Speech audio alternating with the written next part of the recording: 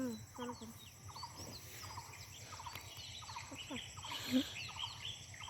Hello বন্ধুরা, আমি আবার আজকে চলে এসেছি সবজি তুলতে। আজকে তুলবো শাক। আজকে শাক তুলবো। আবার ঢ্যাঁড়স বড় হয়ে গেছে, একদিন ছাড়া একদিন ঢ্যাঁড়স তুলতে হয়।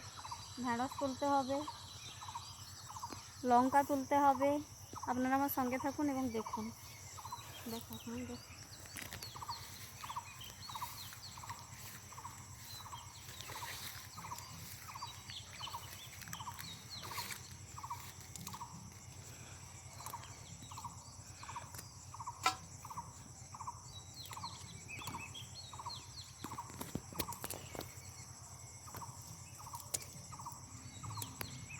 স্কিপ করে দাও। এই যে বাড়ির কয়েকজন খাবো, এই কটা শাক তুলে নিয়েছি। ও গোটা শাক তো অত্যন্ত হ্যাঁ নরম গাছ। আরও বাড়িতে তুলে রেখে এসেছি শুশনি শাক। কাকিমা তুলেছিল, কাকিমার কাছ থেকে একটু শুশনি শাক নিয়েছি। স্কিপ করছি করছি।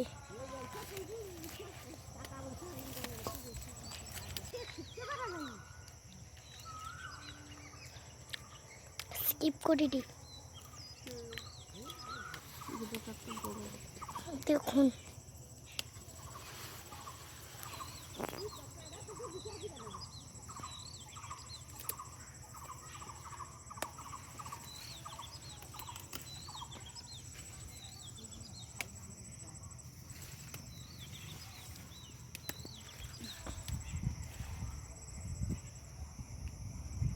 যে ভেজেটা তুলবানি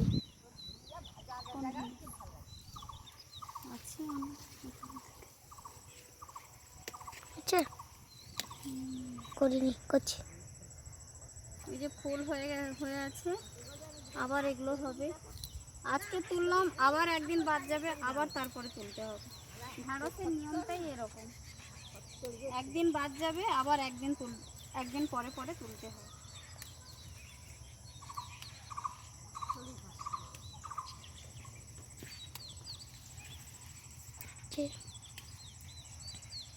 কত আজকের আর হাতে পেপার বাঁধিনি বন্ধুরা, আর পেপার বাঁধিনি, হাতটা খুবই চুলকোবে, সঙ্গে সঙ্গে গিয়ে স্নান করবো বলে এই জন্য আজকের পেপার বাঁধিনি। এই যে ফুল একটি, এই ফুলের ভিতরটা লাল লাল, আর এই যে এইগুলো ভেঁড়ি হবে। ওই যে ওইদিকে একটা ছোট্ট গাছ, আর এই যে এইগুলোই ভেঁড়ি হবে প্রায়। এই মেয়েটার জন্য না আমার সব কিছুটা ভিজে।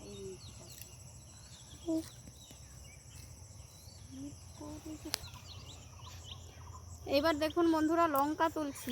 লঙ্কাগুলো সব পেকে আছে, এগুলোকে আবার তুলে নিতে হবে। ঠাকুমাকে দেখো,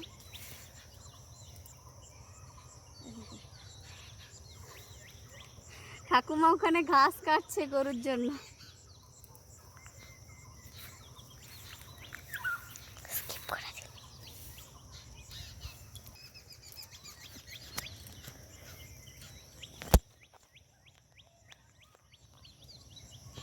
আবার দুটো টমেটো হয়ে আছে, পেকে গেছে। রোদটা খুব কম, কিন্তু হলেও গরমটা খুব ভালোই আছে। এত গরমে খুবই কষ্ট হচ্ছে।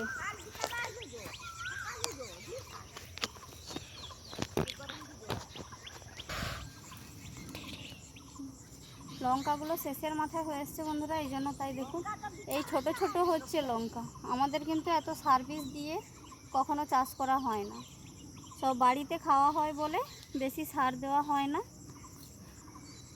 হয় না বললেই চলে।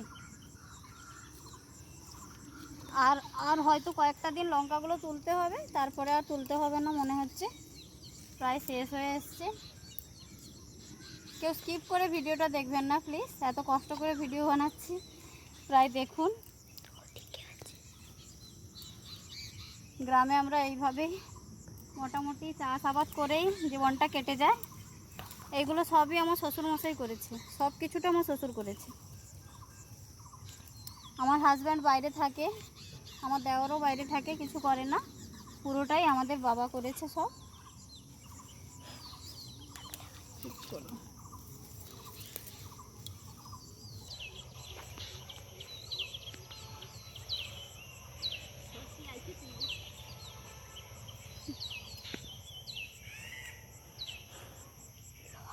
খুবই কষ্ট হচ্ছে এই গরমে লঙ্কাগুলো তুলতে।